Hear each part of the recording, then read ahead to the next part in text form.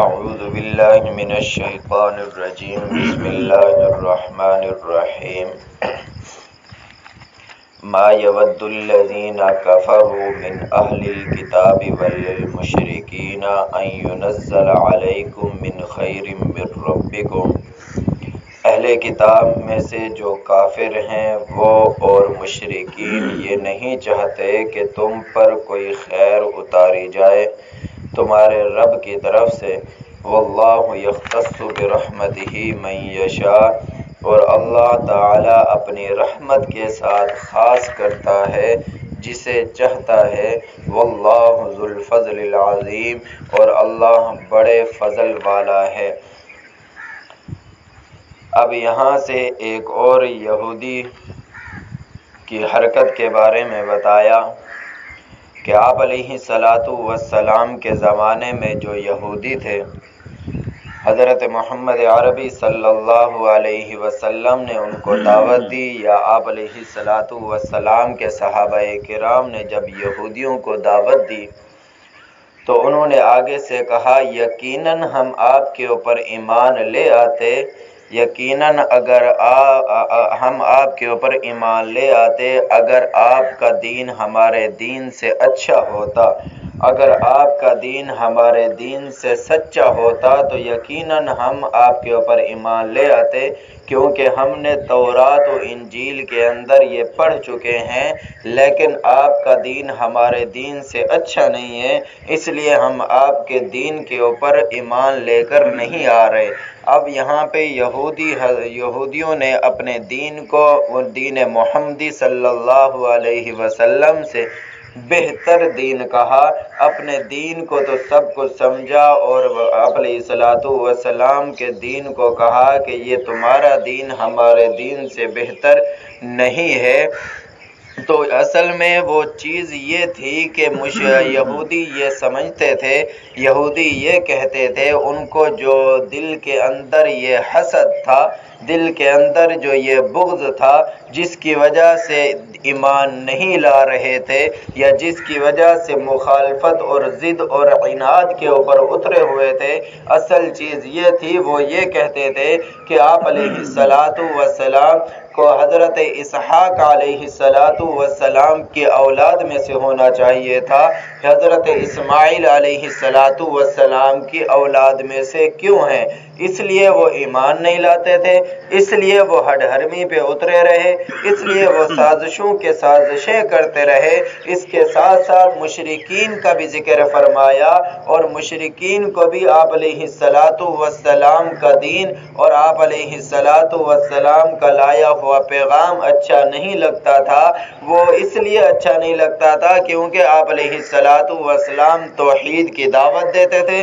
اور یہ مشرکین کے مذاہب اور مشرکین کے عقائد سے بالکل مخالف تھے، کیونکہ ان کا عقیدہ تھا کہ جو کچھ ہوتا ہے ان بتوں سے ہوتا ہے، ان مورتیوں سے ہوتا ہے، جو کچھ ہم ہاتھوں سے گڑھتے ہیں۔ لیکن آپ علیہ السلام جب دین کی دعوت دیتے، سب کچھ کہتے کہ یہ اے لوگو لا الہ الا اللہ پڑھ لو، کامیاب ہو جاؤ گے، اور سب کچھ ہونے کا یقین اللہ رب العزت سے ہو جائے۔ جب آپ علیہ السلام یہ بات کرتے تو مشرکین کہتے کہ ہمارے بتوں کی مخالفت کر رہے ہیں، تو ہم تو اپنے آبا و اجداد کا دین چھوڑنے والے نہیں ہیں، اور ہم تو ان بتوں کی عبادت چھوڑنے والے نہیں ہیں۔ یہ جو محمد صلی اللہ علیہ وسلم نبی بن کر آیا ہوا ہے، یہ تو ہمارے بتوں کی مخالفت کرتا ہے، اس لیے ہم اس کے اوپر دین یا اس کے اوپر ایمان لانے کے لیے تیار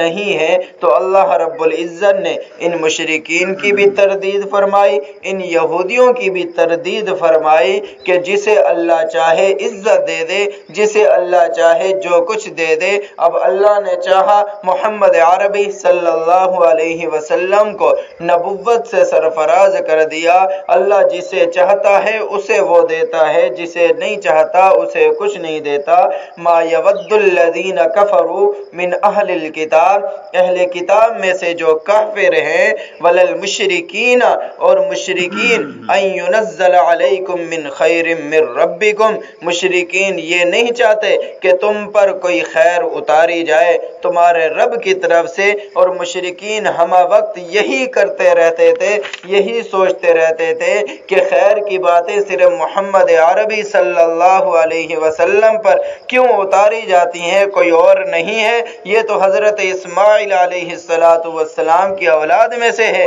حالانکہ پیغمبر تو ہونا تھا حضرت اسحاق علیہ السلام کی اولاد میں سے ہونا چاہیے تھا۔ یہ ساری باتیں مشرکین کیا کرتے تھے۔ واللہ یختص برحمتہ، مشرکین اور یہودی یہ باتیں کیا کرتے تھے۔ واللہ یختص برحمتہ من یشاء، اللہ اپنی رحمت کے ساتھ خاص کرتا ہے جسے چاہتا ہے۔ واللہ ذو الفضل العظیم، اللہ رب العزت بڑے فضل والا ہے۔ پھر آگے ایک اور آیت لا کر یہ بات بتا دی کہ ہم قرآن کریم کے اندر کبھی ایک آیت لاتے ہیں، کبھی اس کے علاوہ اس آیت کو دوسرے لوگوں سے بھلا کر دوسری آیت لے آتے ہیں، یا یہ آیت بھی ہوتی ہے اس کی مثل دوسری آیت لے آتے ہیں، یا یہ والا حکم ہوتا ہے لیکن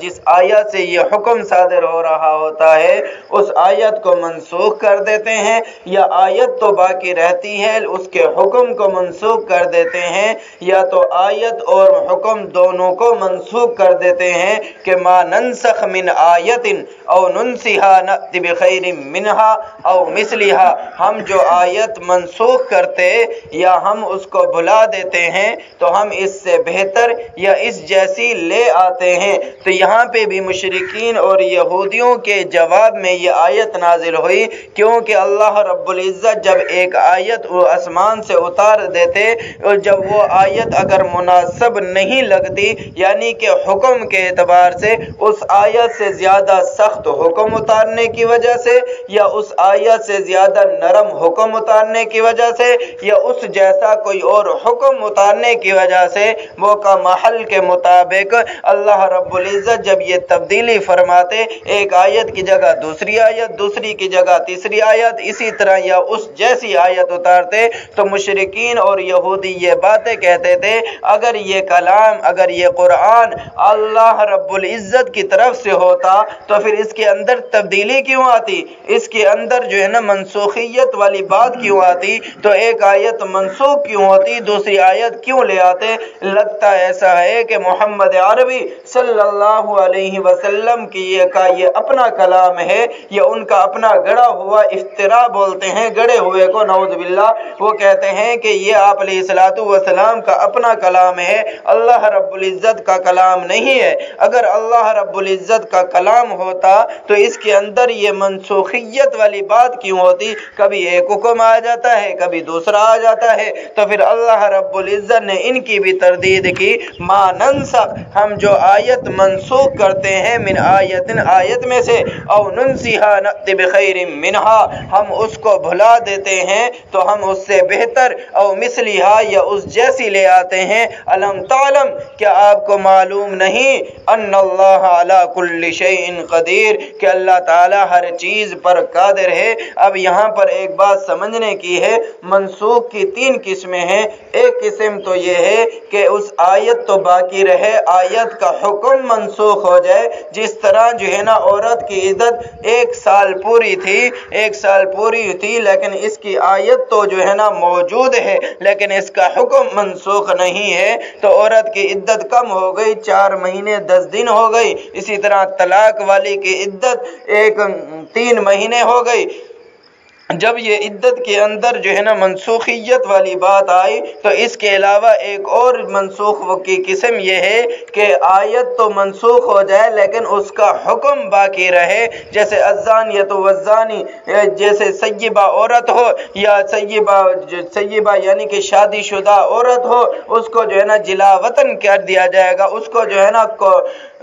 رجم کیا جائے گا، پتھر مار کر سنسار کیا جائے گا۔ تو یہ بھی آیت تو نہیں ہے، آیت تو منسوخ ہو چکی، لیکن اس کا حکم ابھی بھی باقی ہے، یا یہ ہے کہ آیت اور حکم دونوں منسوخ ہو جائیں، یعنی کہ نہ آیت باقی رہے نہ اس کا حکم باقی رہے۔ بعض حضرات نے فرمایا کہ سورہ احزاب سورہ بقرہ جتنی تھی، یعنی کہ اس کے اندر آیات بھی منسوخ ہو گئی، اس کے اندر جو ہے نا حکم بھی منسوخ ہو گیا، تو پھر یہ چھوٹی ہو گئی۔ تو